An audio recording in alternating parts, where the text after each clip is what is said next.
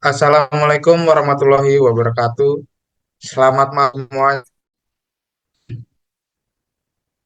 Pertama-tama izinkan saya menyampaikan rasa terima kasih saya kepada Prof. Abdul R. Eskom Enkom yang telah menjadi dosen pengajar dalam mata kuliah Mobile Programming. Juga terima kasih kepada teman-teman yang hadir untuk mengikuti presentasi kali ini. Seperti ungkapan dalam dunia matematika, peluang pertama takkan datang dua kali. Oleh karena itu, kami BD dengan judul Merancang Aplikasi Kalkulator bertekad memberikan kesan pertama yang luar biasa. Sebelum kita masuk ke inti presentasi hari ini, izinkan saya memperkenalkan diri saya sendiri, Indra Bagaskara, selaku moderator pada presentasi ini. Dan teman saya ada Muhammad, lalu juga Iman Ardianto, dan ada juga Ahmad Jaki Burhani yang akan menjadi presenter pada presentasi kali ini. Pada presentasi kali ini, pada presentasi kali ini pembahasannya akan disajikan dalam tiga bagian yang berbeda, yaitu yang pertama kita akan masuk pada pembahasan mengapa pilih kalkulasi. Lalu yang kedua adalah eh, mengenai objektif dari presentasi dan juga program yang kami buat. Lalu untuk pembahasan yang ketiga itu pembahasan mengenai sistem dan juga fitur yang kita punya pada program kita. Oke, mungkin langsung saja kita akan masuk kepada pembahasan pertama, yang dimana pembahasan mengenai mengapa kalkulator apps.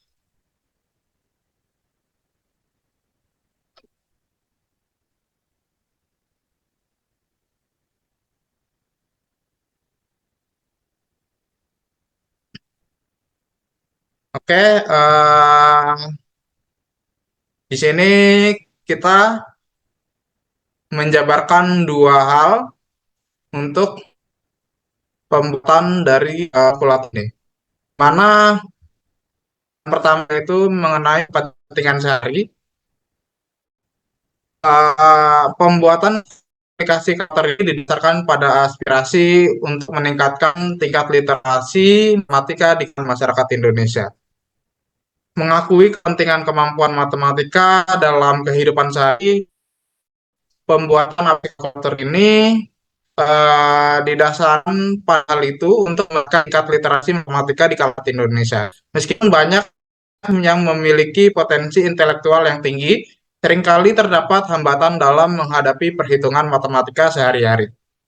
Data menunjukkan bahwa sebagian besar masyarakat Indonesia mengalami kesulitan dalam melibatkan diri dalam perhitungan sederhana yang dapat mempengaruhi pengambilan keputusan mengenai keuangan, pekerjaan sehari-hari, atau bahkan pendidikan.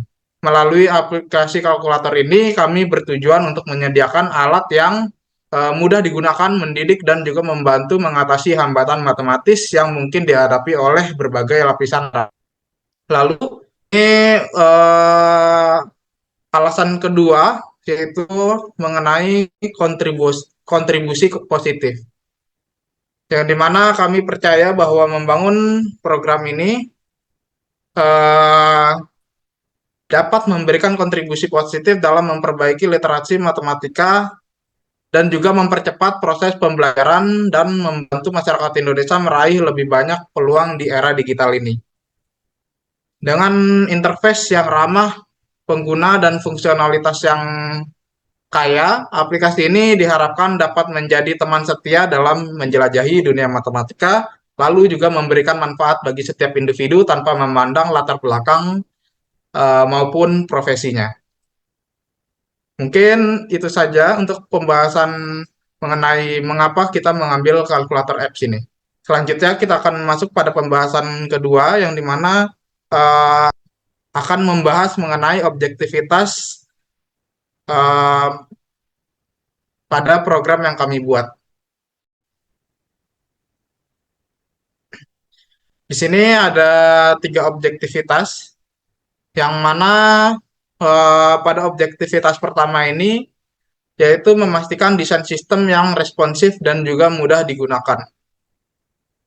Mengintegrasikan interface pengguna yang intuitif untuk mendukung kemudahan penggunaan pada fitur scientific dan juga binary count. Ini adalah objektif kita dalam membangun sebuah aplikasi. Selanjutnya, di sini ada objektif kedua, yang dimana yaitu menilai kinerja sistem dan validasi hasil perhitungan, yang dimana eh, melakukan uji kinerja dan juga validasi perhitungan dengan menggunakan sampel khusus dan skenario yang memastikan sistem berfungsi sesuai dengan harapan. Lalu untuk objektivitas ketiga yaitu menyediakan dukungan pelanggan yang optimal dan memastikan pengembangan sistem berkelanjutan. Di sini kita mendirikan tim dukungan yang bisa mengupdate fitur pembaruan atau ya pembaruan mengenai program yang kita buat guna meningkatkan fungsionalitas dan keamanan dari sistem secara berkelanjutan. Kurang lebih seperti itu untuk objektivitasnya. Selanjutnya kita akan masuk pada pembahasan inti pada presentasi kali ini, yaitu pembahasan mengenai pengembangan sistem dan juga fitur yang kita punya pada program kita. Yang dimana pada pembahasan pengembangan sistem di sini kita eh, mempunyai beberapa, contohnya ada beranda dan sidebar, lalu ada fitur, kita mempunyai dua fitur yaitu scientific dan juga binary. Lalu eh, mungkin kita akan masuk pada pembahasan pertama yaitu pembahasan beranda dan sidebarnya.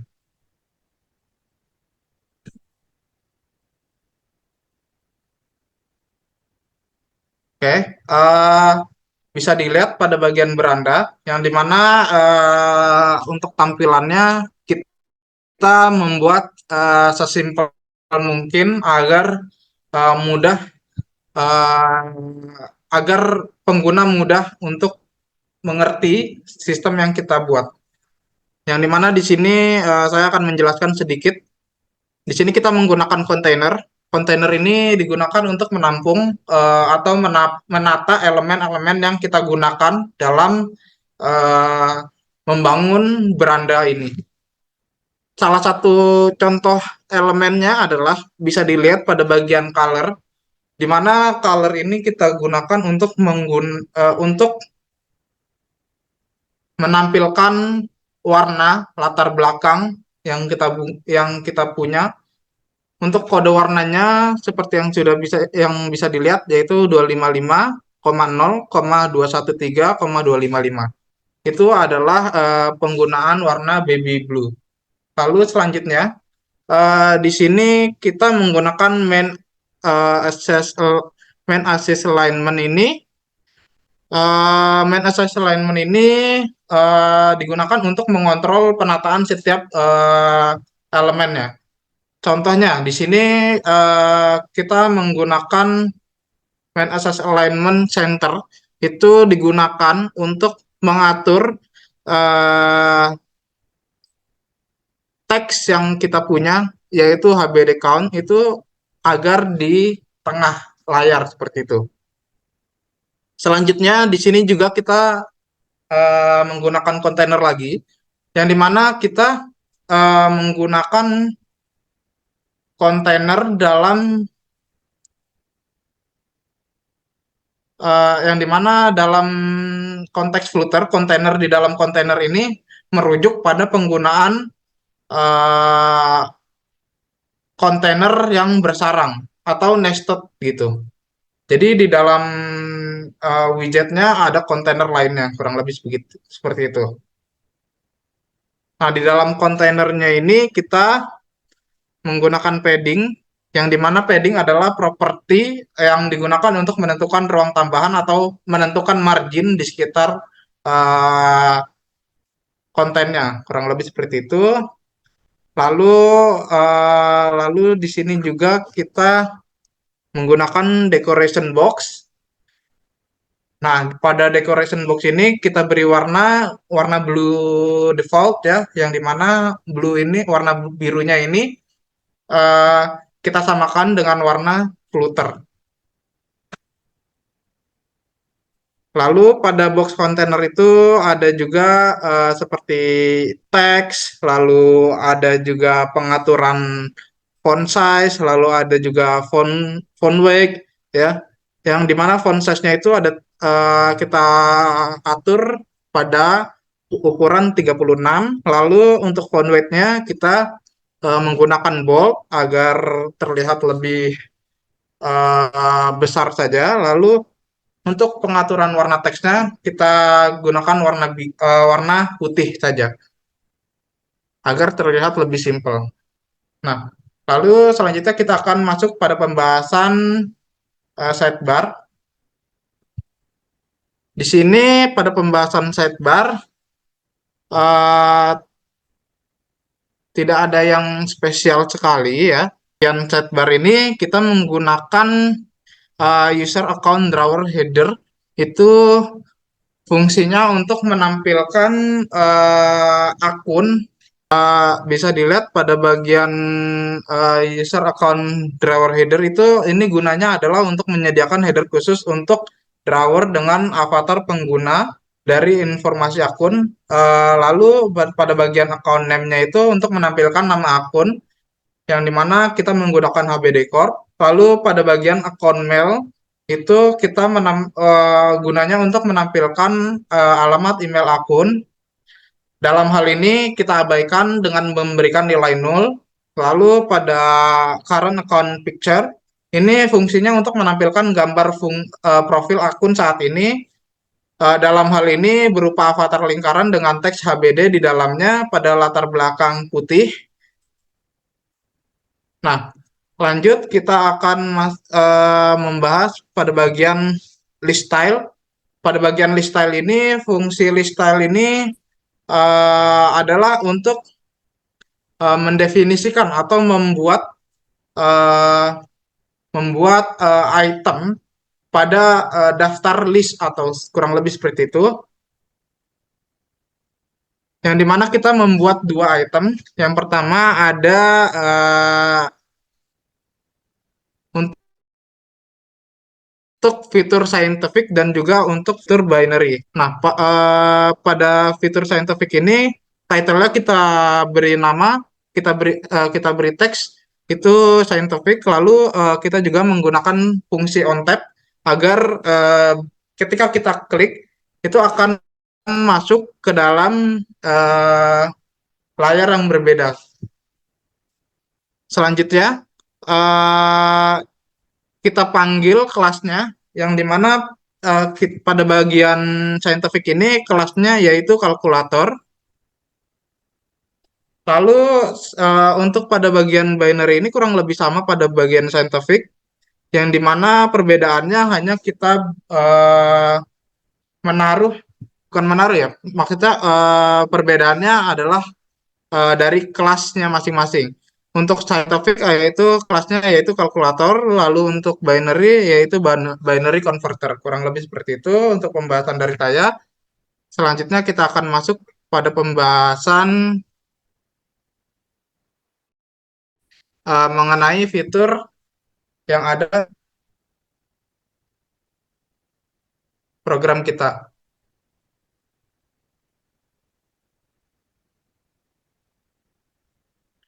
Di sini ada fitur yang pertama yaitu ada fitur scientific.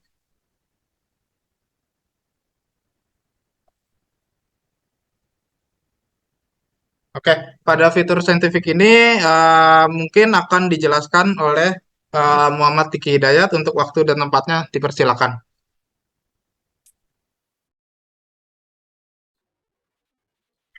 Baik, terima kasih kepada moderator atas waktunya. Di sini saya akan menjelaskan untuk bagian kalkulator saintifik ya untuk rumus dan juga cara kerjanya gimana sih. Nah, ini adalah tampilan sekilas untuk kalkulator saintifiknya ya.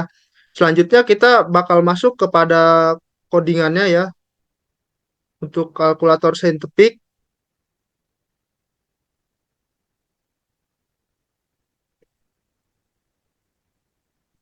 Baik, di sini saya akan menjelaskan.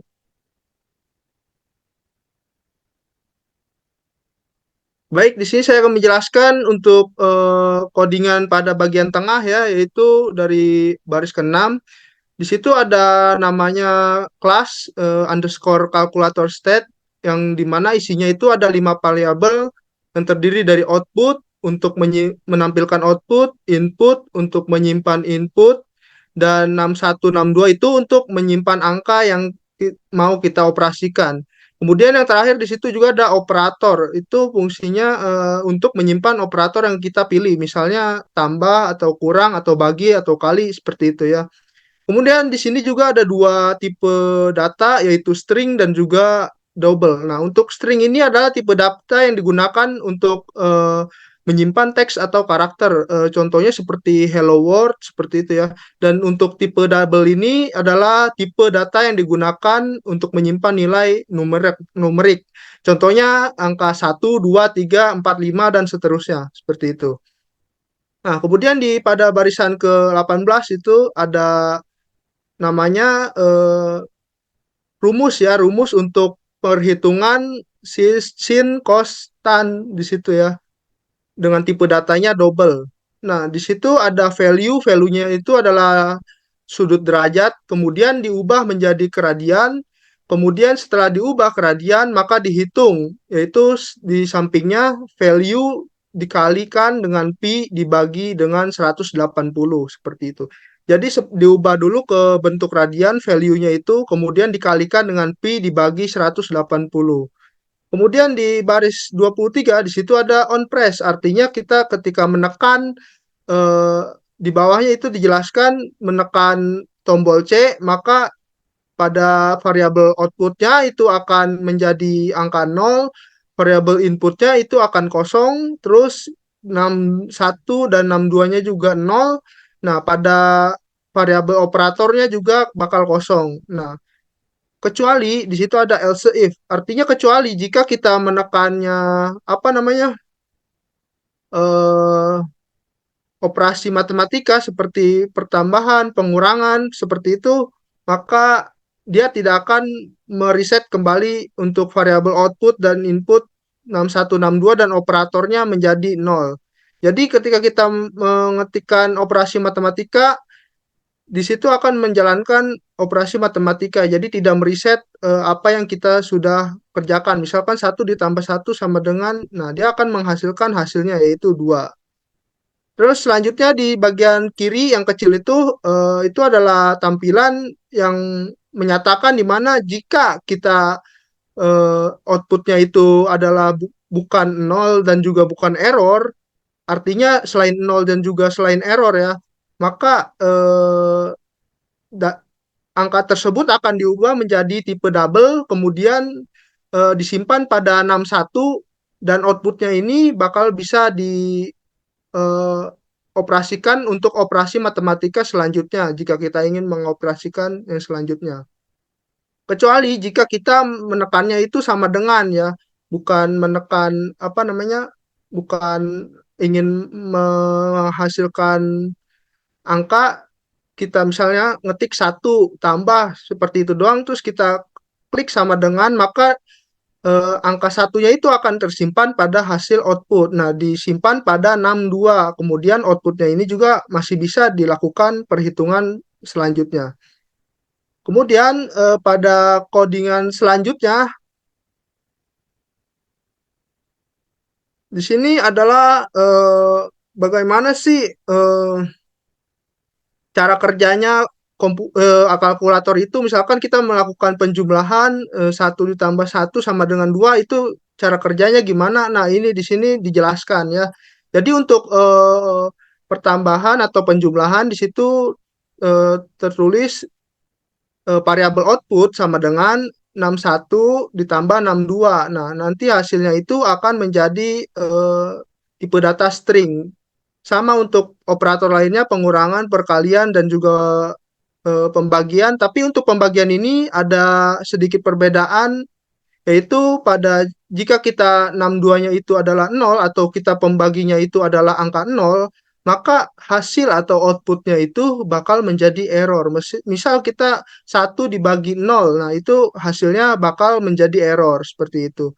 Kemudian di bawahnya itu sama untuk operator yang lainnya juga sama, cuma dipanggil sesuai dengan itunya masing-masing, kelasnya masing-masing seperti akar di situ POW untuk akar pangkat, di situ SQRT, dan untuk sin konstan di situ juga dijelaskan sin konstan ya.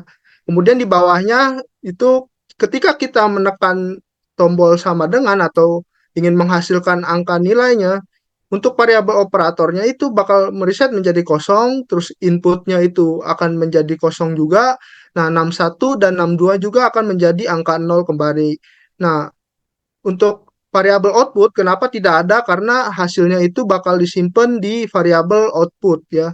Makanya hanya variabel output yang tidak ada disebutkan di baris 71 sampai 74 seperti itu. Mungkin segitu saja penjelasan dari saya, kurang lebihnya mohon maaf. Saya kembalikan pada moderator.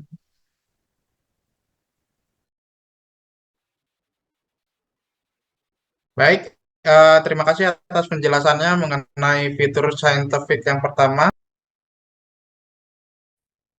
Oke, baik, terima kasih atas penjelasannya untuk Muhammad Diki Hidayat. Mungkin selanjutnya untuk bagian tata letak dari eh, fitur saintifik akan dijelaskan oleh Ahmad Jaki Burhani untuk waktu dan tempatnya dipersilakan.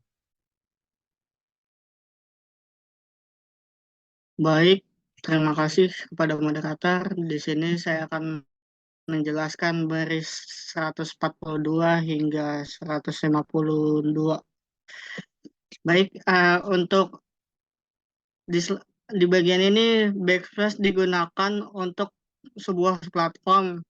Lalu uh, di extension digunakan untuk memperluas ukurannya. Lalu eleven button itu digunakan untuk membantu tata letak menyusun strukturnya. Lalu style style elef digunakan untuk menentukan warna apa yang ya. Lalu pada pending agents install untuk digunakan ukurannya yaitu 24. Lalu untuk prime-nya warnanya yaitu dengan pengkodean warna 255,5,0,0,0. Lalu di sini di chills-nya yaitu digunakan untuk menentukan widget yang akan ditampilkan. Backspace backspace ukurannya yaitu 24. Baik, ke slide selanjutnya.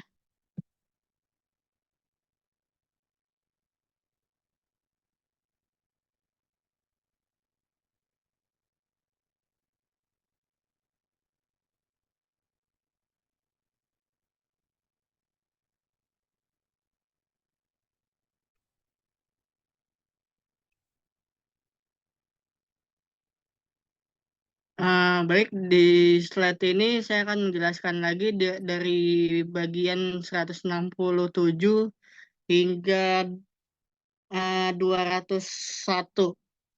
Body column itu digunakan untuk menempatkan dalam sebuah kolom secara vertikal. Lalu main element digunakan untuk mengontrol penataan pada setiap widgetnya. Lalu children's digunakan untuk menentukan daftar widget yang akan ditampilkan.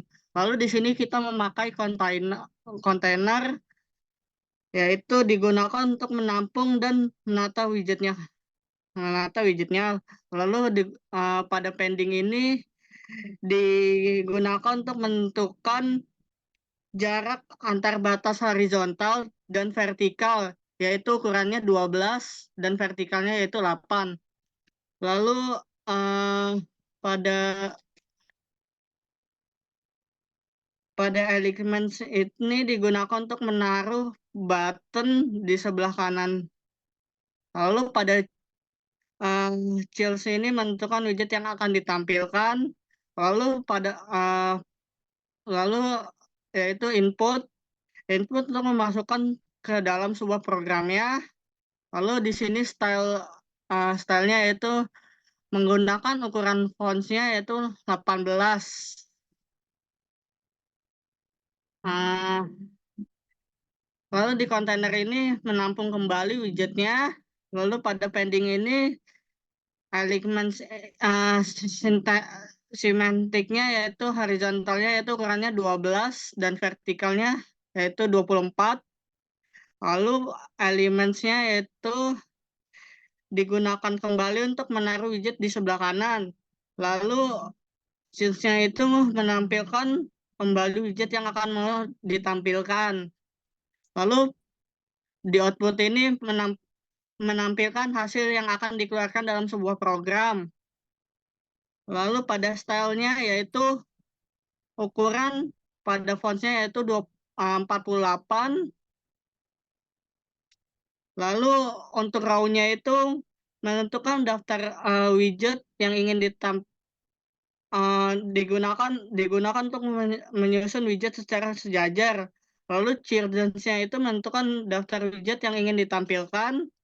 Lalu pada font dan font button ini digunakan lagi untuk menampung perintah warna yaitu dari sin, cos, dan tan. Lalu raw lagi untuk menyusun widget secara sejajar. Lalu kembali lagi pada children yaitu menentukan daftar widget yang ingin ditampilkan.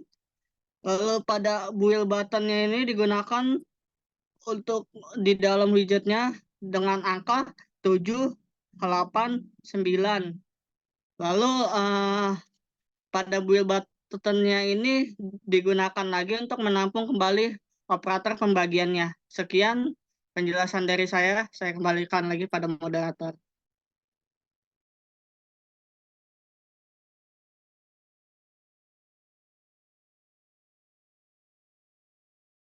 Oke, terima kasih atas penjelasannya mengenai eh, mengenai tata letak dan juga apa saja yang digunakan. Contohnya, terima kasih atas penjelasannya untuk Ahmad Yaki Burani. Selanjutnya kita akan masuk pada pembahasan fitur binary.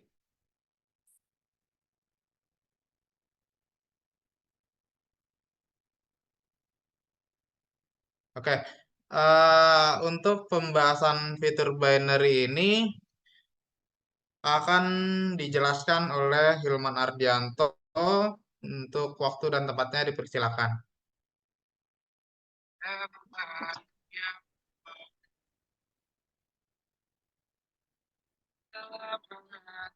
Jaki, tolong suaranya.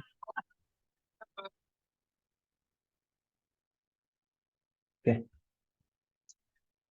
Oke, sekarang kita masuk ke pembahasan mengenai program untuk kalkulator binary.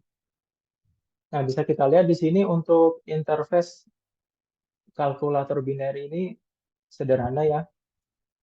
Nah, di sini kita langsung masuk saja ke bagian pembahasan programnya.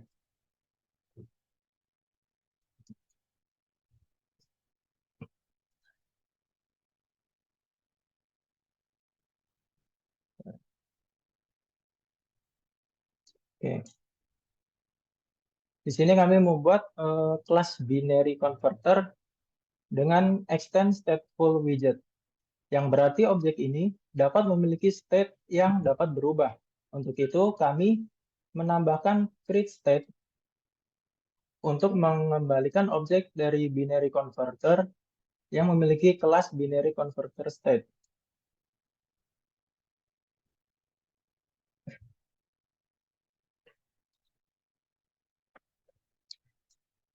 Selanjutnya kami menggunakan text editing controller untuk mengontrol atau mengubah nilai atau isi dari text field. Lalu ada variabel result dan select conversion Ini yang masing-masing digunakan untuk menampilkan sebuah hasil dan menyimpan state yang berkaitan dengan konversi atau jenis konversi yang akan dipilih. Di sini ditambahkan pula teks pada bagian atas tampilan yang digunakan sebagai judul. Dan dalam hal ini judulnya adalah binary converter.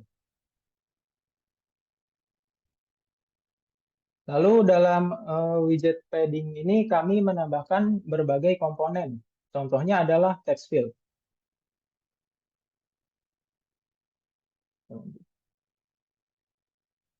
Pada text field ini kita tambahkan controller seperti yang fungsinya sudah saya jelaskan sebelumnya, dan juga decoration berupa label text, yaitu enter text or number.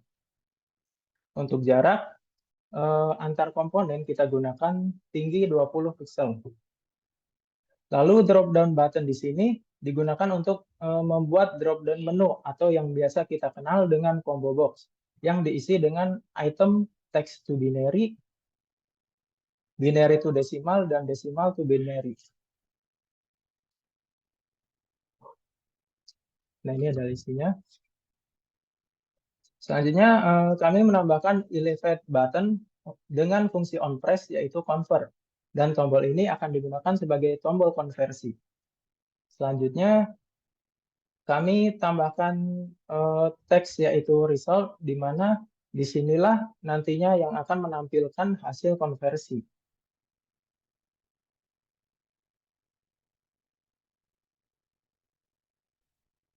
Nah, terdapat juga tombol clear yang berfungsi untuk menghapus hasil dan isi text field. Untuk caranya sama seperti menambahkan tombol convert, hanya saja fungsi on press-nya yang berbeda, yaitu clear input. Selanjutnya adalah fungsi void convert. Fungsi ini akan digunakan untuk logika dari tombol button-nya, yaitu tombol convert.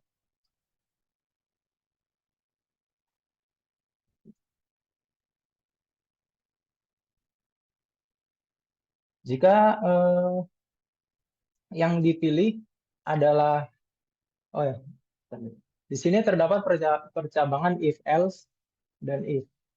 Dan di dalam if terdapat percabangan if else. Jika yang dipilih adalah konversi dari teks ke binary, jika yang diinput adalah angka, maka akan muncul kalimat peringatan pada kolom result atau hasil, yaitu please input text.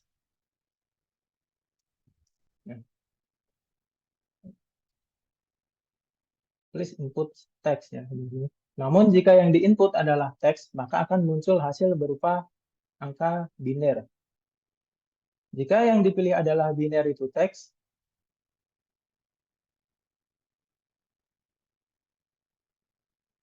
jika yang dipilih adalah binary to text dan nilai yang diinput berupa kode biner, maka akan muncul hasil konversi dari kode binary tersebut. Jika yang dipilih adalah binary to decimal dan nilai yang diinput merupakan kode biner, maka akan muncul hasil konversi berupa angka. Namun jika yang diinput bukan kode biner, maka tidak akan muncul hasil dari konversi. Nah, jika yang dipilih adalah decimal to binary dan nilai yang diinput merupakan angka bilangan, maka akan muncul hasil konversi berupa kode binary. Namun jika yang diinput bukan angka bilangan, maka tidak akan muncul hasil dari konversi.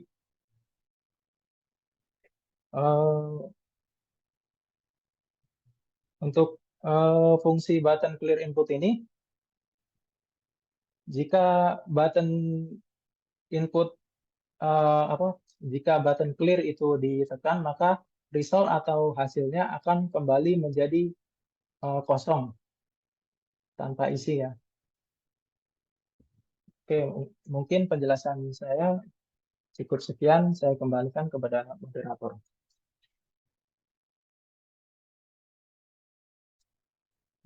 Baik, terima kasih untuk Hilman Ardianto atas penjelasan dari fitur yang ada pada binary ini, yang dimana mungkin kita akan langsung saja running programnya. Untuk hal itu, mungkin di sini saya akan share screen. Seperti ini untuk tampilannya, yang dimana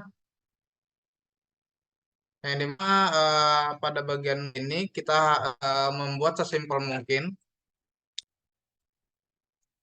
Hanya ada background, lalu ada teks di sini di tengahnya.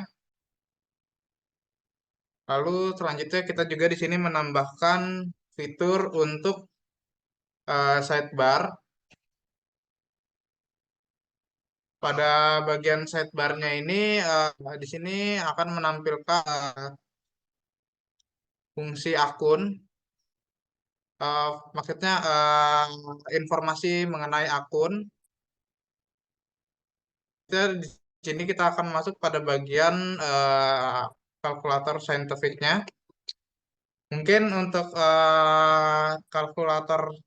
pembahasan untuk kalkulator saintifik eh, akan diarahkan oleh Muhammad Tiki Hidayat.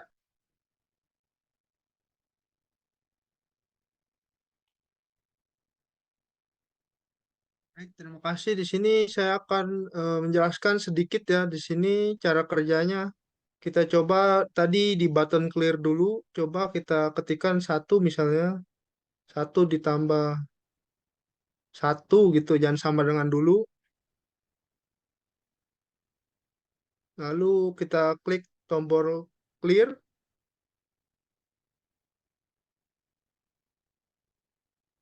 Nah, maka pada tampilan input itu akan terreset menjadi kosong dan juga tampilan output atau hasilnya akan menjadi angka 0 seperti itu.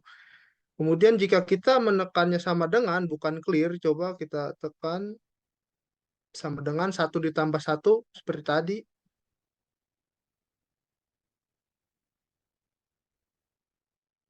Jika kita menekannya sama dengan, maka dia akan di tampilan outputnya akan menghasilkan angka 2 seperti itu. Kemudian jika untuk pembagian seperti tadi ya ada ketentuan lain yaitu jika pembaginya yaitu adalah angka 0 seperti contohnya satu dibagi dengan 0,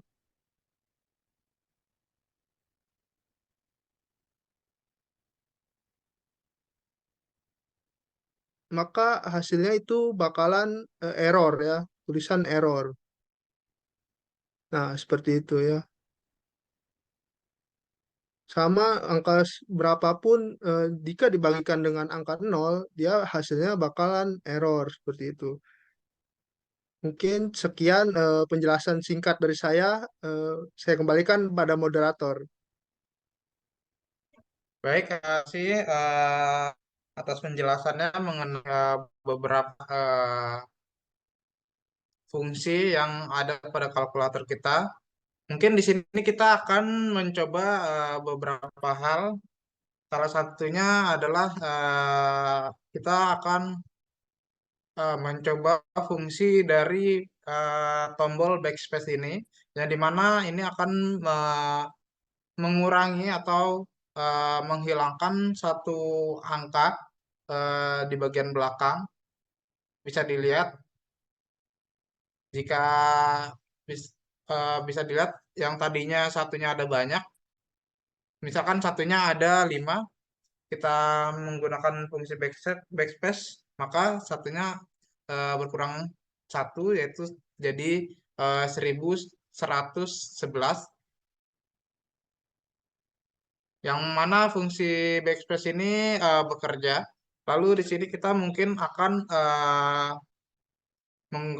mencoba untuk fungsi lain, yaitu fungsi dari sin konstannya.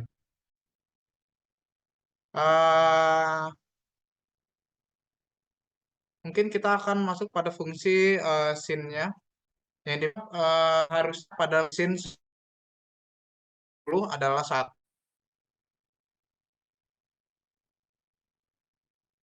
Nah, bisa dilihat sin 90 adalah 1.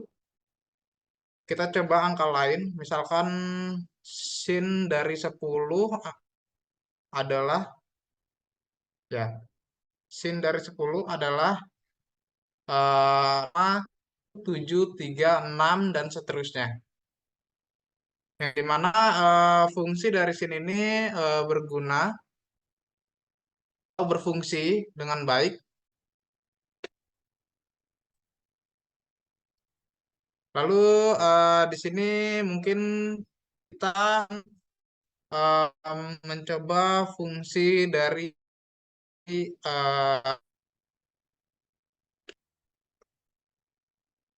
fungsi dari akar ya, fungsi dari akar 10 sama dengan.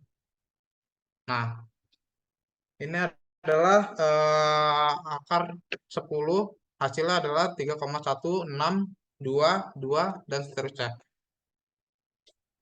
Oke, selanjutnya kita akan kembali pada bagian sidebar. Di sini kita akan masuk pada bagian opsi binary.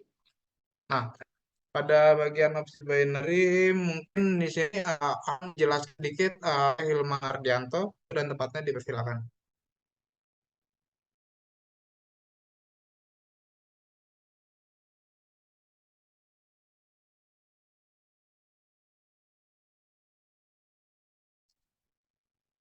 Oke, bisa kita lihat di sini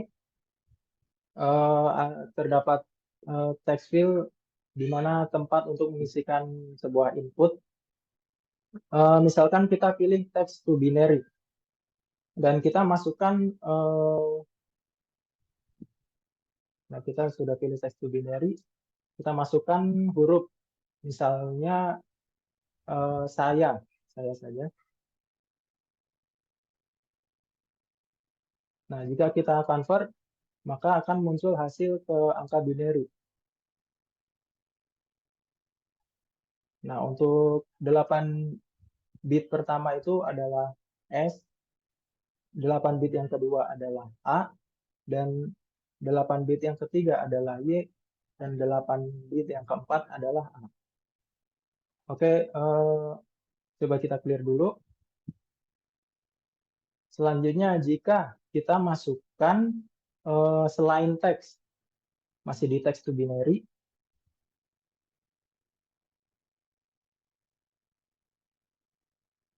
jika kita masukkan selain teks, misalkan angka deh, 1, 2, 3.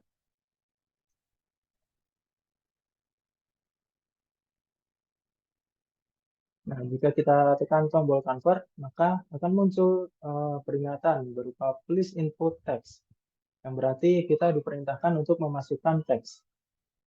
Oke, kita clear lagi. Selanjutnya, kita pilih binary to text. Untuk binary itu karena angka binary itu hanya 0 dan 1, misalkan kita masukkan angka 1 sampai 8 kali ya.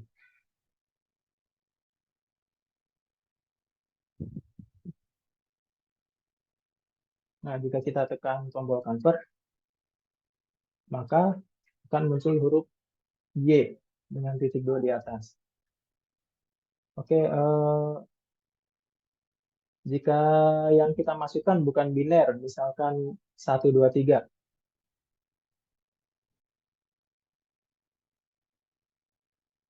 Nah, jika kita tekan tombol convert, maka hasilnya tidak akan muncul. Hasilnya masih tetap hasil dari yang sebelumnya ya. Oke, kita pilih lagi. Selanjutnya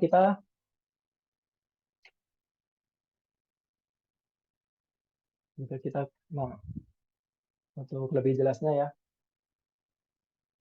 Oke, selanjutnya kita masuk ke bagian binary to decimal.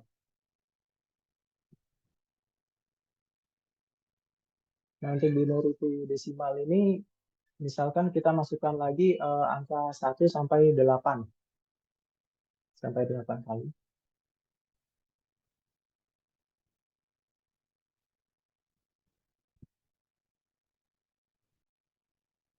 Nah, jika kita tekan tombol convert,